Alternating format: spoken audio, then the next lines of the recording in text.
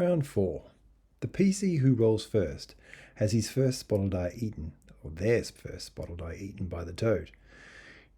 They'll have to purchase a new one before round 5. Vanson wins. We got a cool picture here.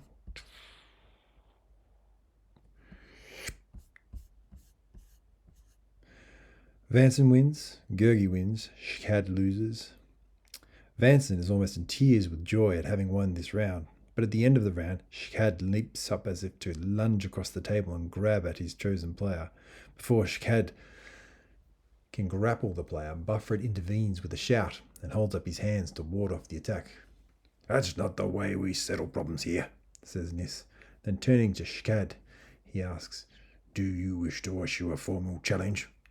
Shkad ignores him and hisses at the player. If the player wishes to challenge Shkad, they duel as explained in round 5. If not, the game resumes. Round 5. Vanson bets a holy symbol. Gurgi wins. Vanson and Shkad lose. Nis announces that Vanson's holy symbol has a value of 25 GP. Losing the symbol causes Vanson to turn pale and offer a prayer of forgiveness for betting it. At the end of the round, Shkad lunges at his chosen PC again. "I challenge you, Evil Eye," Shkad hisses. If the PC refuses the challenge, Nis explains that the player will not be allowed to play for the rest of the night. Further, the player must sit at the feet of Shkad and act as his personal servant. If the PC accepts the challenge, Buffred leads the two combatants to the clear area beside the gaming table. Buffred explains they are allowed to use personal weapons, but they cannot use magic. They must stop the duel when he gives the signal. Otherwise, he says, the living statue will be activated. Shkad fights viciously with his club. When either he or the player have lost half their hit points, Buffred signals for the duel to end and leads them back to their seats.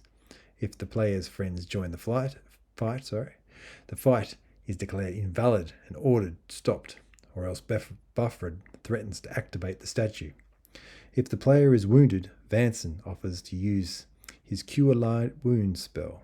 After the spell is used, Vanson politely asks the player for contribution to the Shrine Fund. Any money he gets is added to his next bet. Round 6.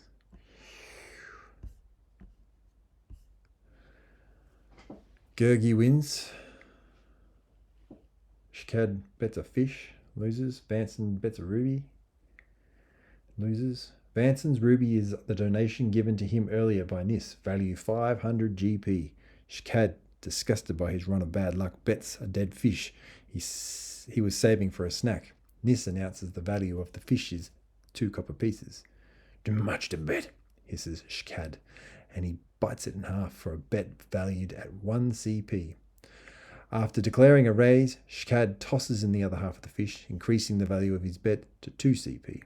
When Vanson loses the gem, he is so despondent, he says he's ready to quit. This panics Nis, who declares another charity round and gives everyone 10 GP from his bag of holding. His generosity make the PC suspicious. If they question Nis's motives, he dismisses their doubts with a smile. "A little money game means less to me than a good game," he says. "I just want everyone to have fun." Round 7. Before this round begins, the toad turns towards the window and starts to howl. It continues to howl throughout the round. If a PC asks what's wrong with the toad, Nis explains that the moon must have come out.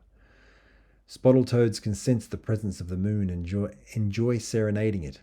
Gurgi becomes upset when he hears the moon is out. He is afraid it will trigger his transformation. If a player asks why he's so agitated, Gurgi refuses to explain. "Won't tell," he says. "I've got to go." As Gurgi rises to leave, Nis stops him. "You can't go," Nis says. "This time, the Howling Toad round. Yeah. There's big money in it if you stay." Reluctantly, Gurgi sits down. Vanson wins, Gurgi wins, Shkad loses again.